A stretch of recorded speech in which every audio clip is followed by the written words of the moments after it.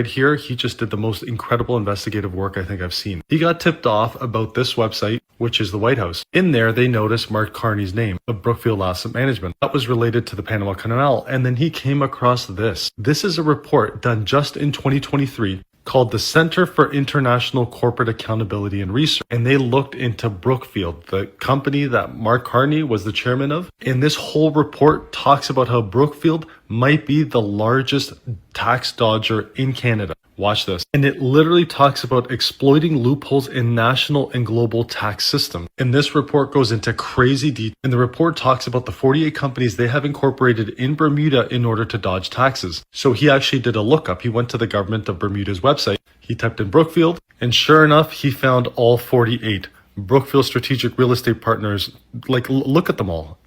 These are all different entities with different registration dates, and it talks about how Brookfield uses these tax havens, and it accuses them of being Canada's largest tax dodger.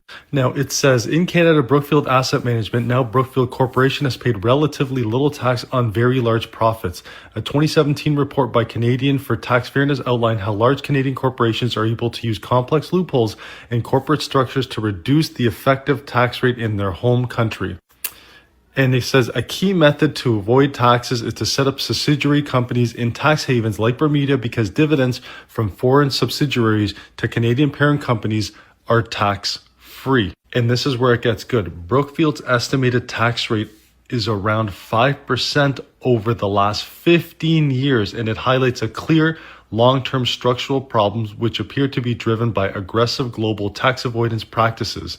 According to their analysis, they found that the gap was nearly over $6.5 billion, with more than half of the total in most recent year. This is the amount of what they're accusing them of tax avoidance. And it clearly says Brookfield has appeared to avoid billions in tax payments in Canada. Perhaps it's time for Canadian legislation to close tax loopholes and the CRA to conduct a more thorough investigation. And this is the person that is going to be replacing Justin Trudeau. He was in charge of Brookfield this whole entire time. This is not getting enough attention, nor the attention that it needs. Every Canadian needs to know about this. It's unbelievable. And meanwhile, we don't get to take advantage of the tax havens. We pay the 50% taxes. We pay the carbon tax. We pay the sales tax. If you want to buy a nice car or boat, you pay the luxury tax. Let's not forget the excise taxes that we have. And now we have the tariffs. Unbelievable.